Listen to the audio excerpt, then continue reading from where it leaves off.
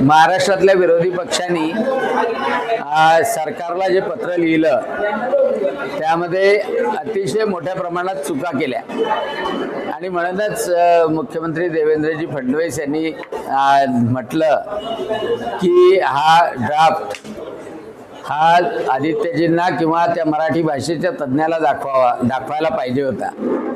पण जर का ते संजय राऊतांना दाखवला असता तर त्यामध्ये मराठी भाषेच्या शब्दामध्ये अनेक शब्द संजय राऊतांनी वाढवले असते। म्हणजे संजय राऊतांनी च्युत्या, नंतर मादर, बहीण यांना देणाऱ्या शिव्या ह्या मराठीच्या व्होकॅब्युलरीमध्ये ॲड केल्या असत्या।